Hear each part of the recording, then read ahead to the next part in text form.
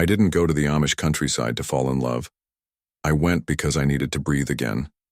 After a year that had hollowed me out, deadlines, city noise, and a breakup that left me questioning everything, I wanted somewhere still. Somewhere. Without concrete, notifications, or expectations. So when my aunt offered me her old cottage nestled between cornfields and wide skies, I packed light, turned off my phone, and left. It was supposed to be temporary, just a month, just enough to find my footing again. The cottage sat at the edge of a large field, bordered by a thick line of trees that whispered with every breeze. There was no Wi-Fi, no television, just the hum of wind and the occasional creak of the old wooden porch. It smelled faintly of pine and something older, like sun-warmed earth. That first afternoon while I was unpacking, I saw him. He was in the distance, guiding a team of horses along the fence line with steady hands and a quiet presence that somehow filled the space around him. Broad shoulders under a plain shirt, dark suspenders crossing his back, and a straw hat that shaded his face. I couldn't see his features from where I stood, but something about the way he moved, slow, deliberate, grounded, kept my eyes on him. My aunt had mentioned a neighbor. "He helps keep the place up when I'm gone," she'd said. "Keeps to himself. Good boy." A few days passed before I met him properly. I had been fiddling with the screen door, trying to fix a rusty hinge when I heard boots on gravel. I turned, and there he was, closer now. "Need a hand?" he asked. His voice was soft but carried an edge of strength, like someone used to silence and not afraid of it. I nodded, maybe too quickly. "Yeah, this thing has a grudge against me, I think." He smiled, barely, just a small twitch at the corner of his mouth, but it reached his eyes that were a warm hazel, flecked with gold. Up close, he was younger than I expected. Maybe mid-20s like me, clean-shaven with a kind of simplicity that felt rare, not naive, just uncluttered. He introduced himself as Abram. From that moment on, he became part of my days. Sometimes he'd pass by with a wave while hauling feed. Other times he'd stop by to check if I needed anything. A loose fence post, a stubborn window, a stuck cabinet door. It was all innocent enough. Helpful. Kind. But the way my heart reacted wasn't.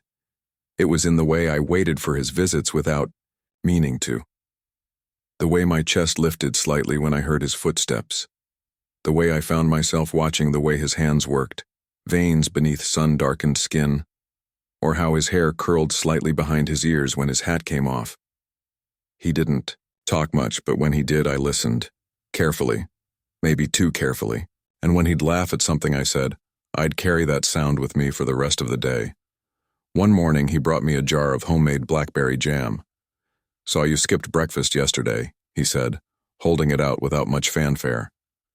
I took it, fingers brushing his, just a second too long. "I didn't think you noticed," I said. His eyes met mine, and for the briefest moment, something passed between us. A flicker. A question neither of us was ready to ask. "I notice," he replied simply, then tipped his hat and walked off. That night I couldn't sleep, not because of the silence, but because of the way he'd said it. I notice. I wasn't sure what I had come here to find. But now I wondered if peace was only part of it. Maybe what I'd really needed was to be seen. And maybe, just maybe, Abram had been waiting to see someone too. I didn't go to the Amish countryside to fall in love. I went because I needed to breathe again. After a year that had hollowed me out, deadlines, city noise, and a breakup that left me questioning everything, I wanted somewhere still. Somewhere. Without concrete, notifications, or expectations. So when my aunt offered me her old cottage nestled between cornfields and wide skies, I packed light, turned off my phone, and left. It was supposed to be temporary, just a month, just enough to find my footing again. The cottage sat at the edge of a large field, bordered by a thick line of trees that whispered with every breeze. There was no Wi-Fi, no television, just the hum of wind and the occasional creak of the old wooden porch. It smelled faintly of pine and something older, like sun-warmed earth. That first afternoon while I was unpacking, I saw him. He was in the distance, guiding a team of horses along the fence line with steady hands and a quiet presence that somehow filled the space around him. Broad shoulders under a plain shirt, dark suspenders crossing his back, and a straw hat that shaded his face. I couldn't see his features from where I stood, but something about the way he moved, slow, deliberate, grounded, kept my eyes on him. My aunt had mentioned a neighbor. "He helps keep the place up when I'm gone," she'd said. Keeps to himself. Good boy. A few days passed before I met him properly. I had been fiddling with the screen door, trying to fix a rusty hinge when I heard boots on gravel. I turned, and there he was, closer now. "Need a hand?" he asked. His voice was soft but carried an edge of strength, like someone used to silence and not afraid of it. I nodded, maybe too quickly. "Yeah, this thing has a grudge against me, I think."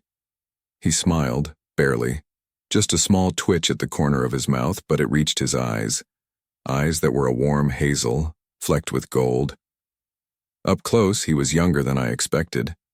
Maybe mid-20s like me, clean-shaven with a kind of simplicity that felt rare, not naive, just uncluttered. He introduced himself as Abram. From that moment on, he became part of my days. Sometimes he'd pass by with a wave while hauling feed. Other times he'd stop by to check if I needed anything. A loose fence post, a stubborn window, a stuck cabinet door. It was all innocent enough, helpful, kind. But the way my heart reacted wasn't. It was in the way I waited for his visits without meaning to. The way my chest lifted slightly when I heard his footsteps. The way I found myself watching the way his hands worked, veins beneath sun-darkened skin, or how his hair curled slightly behind his ears when his hat came off. He didn't talk much, but when he did, I listened, carefully, maybe too carefully, and when he'd laugh at something I said, I'd carry that sound with me for the rest of the day. One morning, he brought me a jar of homemade blackberry jam. "Saw you skipped breakfast yesterday," he said, holding it out without much fanfare. I took it, fingers brushing his, just a second too long. "I didn't think you noticed," I said. His eyes met mine, and for the briefest moment something passed between us. A flicker. A question neither of us was ready to ask. "I notice," he replied simply, then tipped his hat and walked off. That night I couldn't sleep, not because of the silence, but because of the way he'd said it. I notice. I wasn't sure what I had come here to find. But now I wondered if peace was only part of it. Maybe what I'd really needed was to be seen. And maybe, just maybe, Abram had been waiting to see someone too. The morning started with a plan. Abram had mentioned the old shed behind his family's pasture. Said it had tools I might find useful if I wanted to fix up the garden beds around the cottage. I agreed, mostly as an excuse to spend more time with him. It meant driving down the long dirt path that curved through the fields, through a small wooded stretch where everything smelled of pine and last year's leaves. "We'll take the buggy," he'd said with a half smile. And I couldn't help but laugh. "You serious?" He nodded. "Serious enough. The truck's with my brother today." I didn't question it. I didn't want to. So we set out in his buggy, the wooden wheels clattering lightly over the path, the horses calm and sure-footed.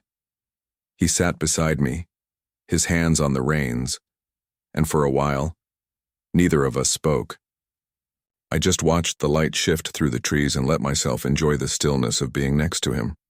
The shed was further than I expected, half collapsed in places, more a relic than a resource.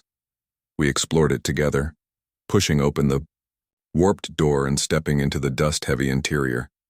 Sunlight filtered in through cracks in the walls, catching on old shelves, rusted shears, and a pair of worn leather gloves hanging from a nail. "I haven't been in here since I was a kid," Abram said, brushing dust off a crate. "We used to sneak away during chores and hide here when we didn't want to be found." I could picture it, him younger, barefoot and defiant, ducking under beams and laughing as he disappeared from view. That quiet mischief still lived somewhere in his eyes. We stayed longer than we meant to, losing track of time until the sky outside darkened faster than it should have. A storm. Not rain.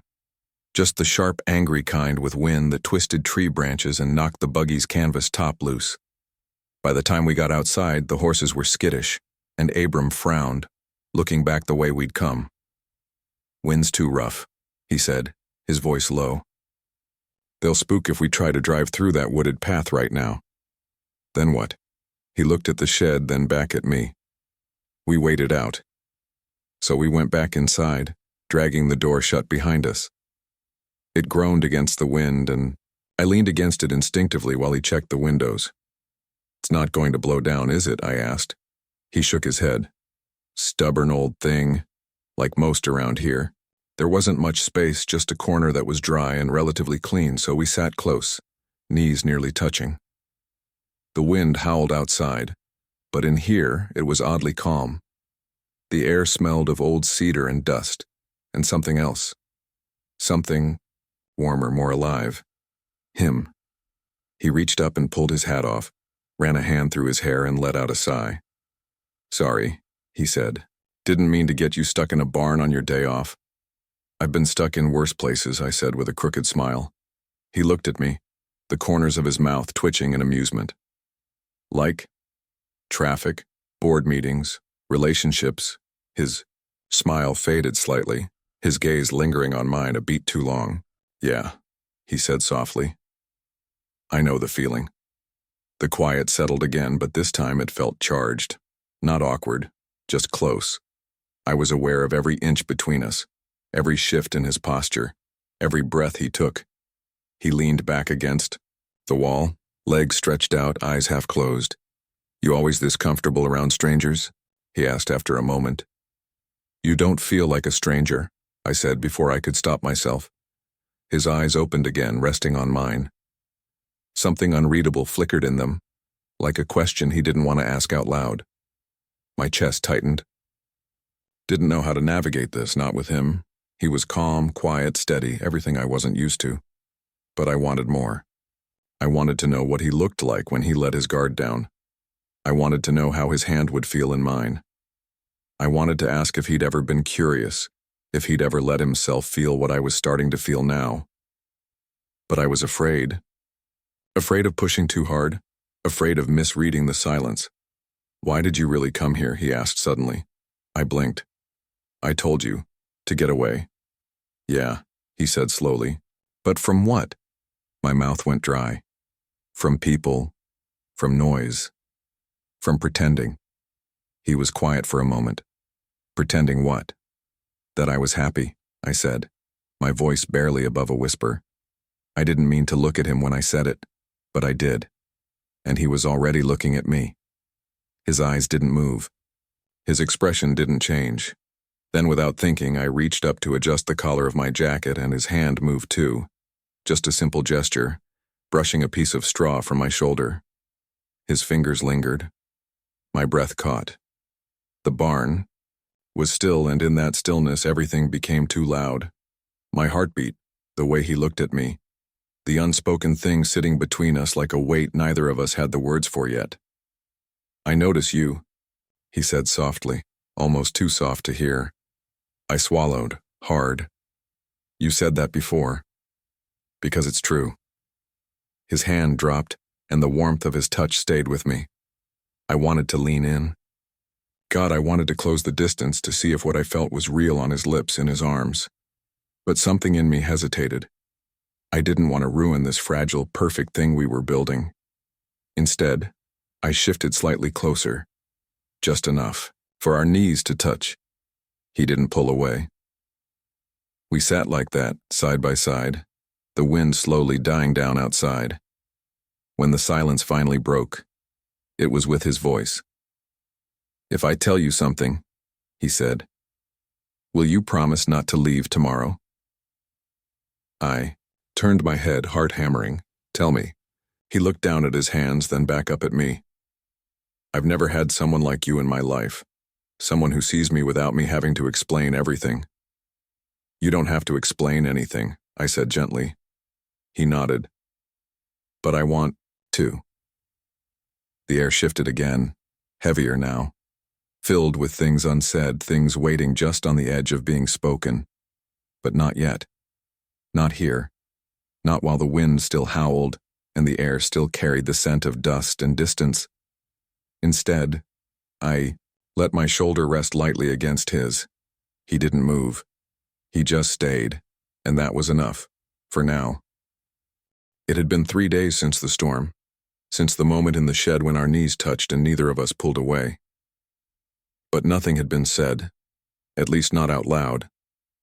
We'd gone back to our routines like nothing had changed, like the silence between us didn't hum with the weight of something waiting to be named. But I couldn't stop thinking about it. I found myself watching Abram in ways I hadn't before. How he rolled up his sleeves when he worked in the garden. How the muscles in his forearms tensed when he lifted something heavy. How he squinted up at the sun when he thought no one was looking. The more I noticed, the more it hurt. Because I didn't know what he was thinking. I didn't know if he remembered the way his hand had rested on my shoulder, or if that moment had meant as much to him as it had to me. That afternoon, I offered to help him repair a broken section of the fence near the back of the pasture. It was an excuse, really, but he didn't question it.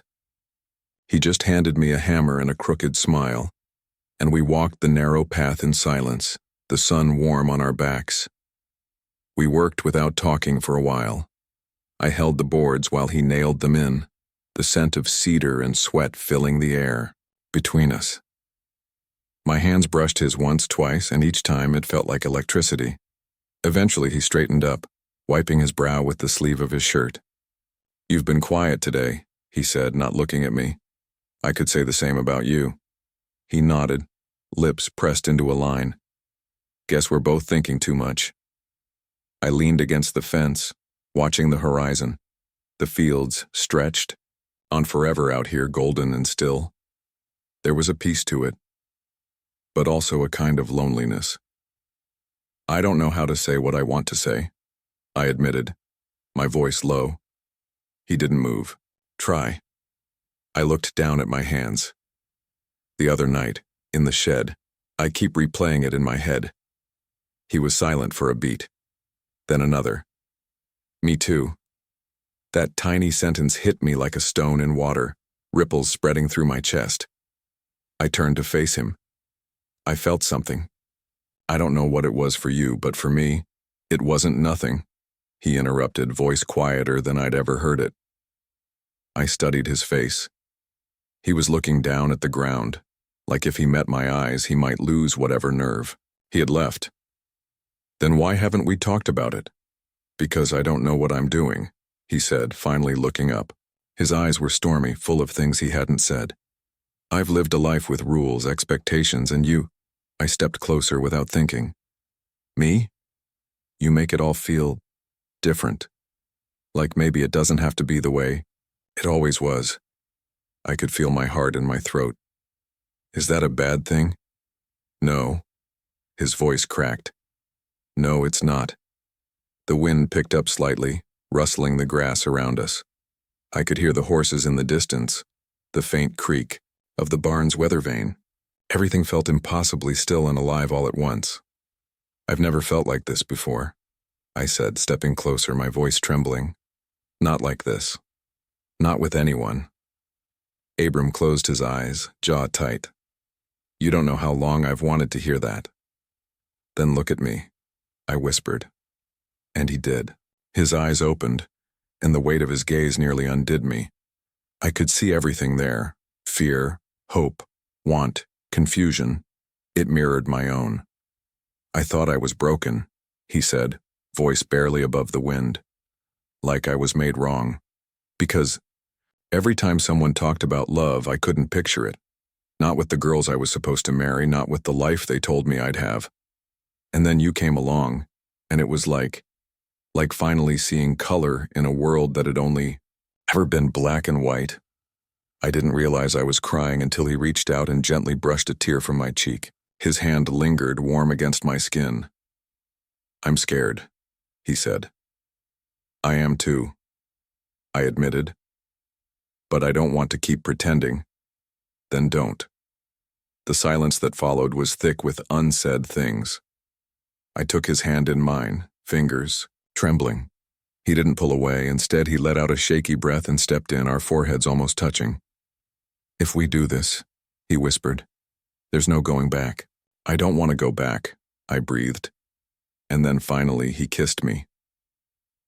It was gentle at first, unsure, like we were both still testing the water. But then he deepened it, his hand slipping behind my neck, drawing me in. I felt his heart beating against my chest, fast and desperate. It matched mine. When we pulled away, I saw something in him I hadn't before. Relief. Like something that had been locked inside him for years had finally been given a voice. "I didn't know if I'd ever feel this," he said, his forehead still resting against mine. "You're not alone," I whispered. He pulled me into a hug, arms strong around me, and I melted into him. We stood there in the middle of the field, the sky painted with the soft gold of late afternoon, holding each other like we were afraid to let go. Neither of us said anything else for a long time. We didn't need to. Everything had already been said, with hands, with eyes, with hearts too full to speak. And for the first time in a long time, I didn't feel like I was running from something. I felt like I was running toward it. The hours after the kiss passed in a kind of golden haze. We didn't go back to the house right away. We lingered by the fence, leaning against it side by side, hands brushing occasionally, fingers curling and uncurling with shy curiosity. Every little touch now felt charged in a new way, not with fear or hesitation, but with quiet excitement. The silence between us wasn't awkward anymore. It was soft, comfortable, safe. Abram would glance at me now and then like he was still confirming. I was real, and each time he'd smile a little like he couldn't quite believe this had happened. I kept catching myself doing the same. There was a thrill in it, a nervous, giddy hum in my chest that wouldn't settle. Eventually, we started walking back, taking our time. The late afternoon sun painted everything in amber tones, and even the path through the grass felt different now, like the world had subtly shifted beneath our feet. "I don't think I'll ever look at that shed the same way again," he said, nudging me gently with his shoulder. I laughed, heat rising to my cheeks. "Yeah, same. It's officially haunted now, by emotional turmoil and unspoken longing." He laughed, that low, rough sound I'd come to crave. "And here I thought you weren't the poetic type. Turns out all it takes is one life-altering kiss." We walked a few more steps before he said more seriously, "I keep thinking about what this means." I glanced over. "For you?" "For both of us, I mean. This isn't something we can hide forever, not here." His voice was calm, but I heard the weight behind it, the worry, the very real walls we'd eventually have to face. I slowed, turning toward him. "I know, but we don't have to figure it all out tonight. But we will eventually, right?" I nodded. "Eventually. I just want to enjoy this for now. This moment. You." A soft smile pulled at his lips. He reached out and tucked a piece of hair behind my ear, something he'd never done before, something that made my heart skip without warning. "Okay," he said. "Let's just be in this moment." That night, he invited me to sit with him, on the back steps of the farmhouse. The stars were already blinking into the sky, and the crickets had begun their quiet chorus. He passed me a chipped mug of tea, peppermint, I think, and we sat close, thighs pressed together, the night air cool against our skin. "Did you ever think," I started, staring up at the stars, "that this would happen?" "No," he said. "Not in a million years. And now it's all I can think about." He looked at me then, really looked, and something inside me softened. "I used to think love would feel like pressure," he said, "like something heavy. But this, you feel like breath, like space." I leaned my head against his shoulder. "You feel like home." He was quiet for a long moment. "We'll have to be careful. There are people who wouldn't understand." "I know, but we'll figure it out, together." "You're not afraid?" "I am," I admitted, "but not of loving you." His hand found mine in the dark, fingers weaving slowly through mine like a question. I gave the answer by squeezing gently back. We stayed like that until the tea went cold, talking in low voices about everything and nothing. About growing up, about who we used to be before we found this strange connection in each other. He told me about sneaking away to read books he wasn't supposed to, about a time he almost left but turned back at the last minute. I told him about the people I'd loved before, how none of it had felt right until now. There was no need to rush anything, no need to name everything we felt, or map out the entire future in one night. But we made quiet promises in the way we leaned into each other, in the way our hands stayed clasped even when the wind picked up, in the gentle brushing of his thumb over the back of my hand, like he couldn't believe he was finally allowed to touch me like this. Later, when we went inside, he hesitated at the bottom of the stairs. "Would you stay in my room tonight?" It wasn't said with expectation, just hope. I nodded, heart warm. Yeah, I'd like that. His room was small, simple, the kind of space built for silence and solitude, but with me in it, with him in it, it felt full, of breath, of heartbeats, of possibility. We didn't do more than lie there side by side under the same quilt. His hand found mine again under the covers, and when our feet brushed, neither of us pulled away. I didn't sleep much that night, not because I was restless, but because I didn't want to miss a second of this new delicate joy. Every soft breath he took beside me felt like a miracle. Every slight movement made it more real. When I finally drifted off, it was to the feeling of his fingers tangled with mine, his body warm beside me, and the quiet understanding that whatever came next, we'd face it together. A week later, the quiet rhythms of the farm had resumed as if nothing had changed, but everything had. The days were still filled with the scent of earth, the soft clucking of hens, the steady creak of the barn door in the wind. But I noticed more now. The way Abram would glance my way across the field, the way his hand would brush my back when he passed behind me in the kitchen, the little half-smile he'd wear like a secret meant just for me. We'd fallen into something soft and steady, careful but real. Every night we sat together on the back steps watching the sun dip below the hills. Sometimes we talked, sometimes we didn't. There was comfort in both. No need to fill the silence anymore. It had become its own kind of language. One afternoon, we were repairing a broken section of the wooden fence near the goats, sweat clinging to our necks and dust covering our arms. Abram pulled a nail from between his lips and looked over at me with that amused glint in his eyes. "You're awful at hammering," he said. "You hold it like it's going to bite you." "That's because it has bitten me," I muttered, showing him the small bruise on my thumb from earlier that morning. He reached over and took my hand, turning it over gently. "You've got soft hands, city hands, and you've got judgmental hands," I shot back. But I didn't pull away. Instead, he brought my thumb to his lips and kissed it, quick and quiet, before letting go. It wasn't dramatic. It wasn't some grand gesture, but my heart thudded, all the same. We finished the fence as the sun tilted low, casting golden light over the field. The goats grazed lazily beside us. Abram stood beside me, arms folded, looking at the work we'd done. He was quiet for a moment, then said, "You're leaving in 2 days." "Yeah," I said.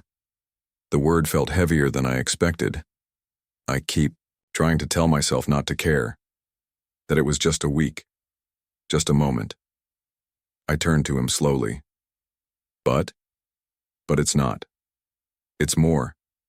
I don't want this to just be a moment. I stepped closer, not touching yet, but close enough that I could feel the warmth of him.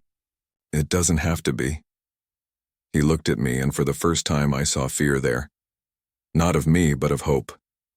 Hope is risky when you're used to hiding parts of yourself away. "I don't know how this would even work," he said softly. "My world. It's different, slower, stricter." "I don't need you to change everything," I said.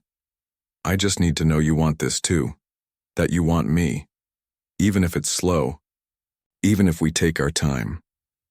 His breath caught. Then, finally, he nodded. I do. We stood there for a long moment, the sky deepening above us. A few birds darted low across the grass, and the sound of the wind moving through the cornfield rose like a sigh. Come with me, I said suddenly. For a few days, just to visit, see my world. He looked surprised. Leave the farm? You said you almost left once, maybe this time you don't have to turn back. He didn't answer right away. Instead, he reached into his shirt pocket and pulled out something small, worn and folded. He pressed it into my palm. It was a photograph. Us. Taken earlier that week. I didn't even realize someone had snapped it. Me bent over laughing at something he'd said, his face turned toward mine with that same glint in his eyes. I've been carrying it around, he admitted. Just, because. I smiled and slipped it into my own pocket. Then take the next step with me. Come see where I'm from, just for a bit. He hesitated, then reached out and laced his fingers through mine. Okay, he said. I will. We started walking back to the house together, hand in hand, the sky fading to lavender above us. The gravel crunched beneath our boots, and the scent of freshly turned soil rose with the breeze. There would be questions and stares and long conversations with no easy answers. But there would also be mornings like this, and evenings on the steps, and kisses by the fence when no one was watching. There would be moments stolen from the world, our own little pieces of peace. He squeezed my hand gently and I looked over at him, smiling. I think this is just the beginning, I said. He nodded, eyes soft. Yeah, I think so too.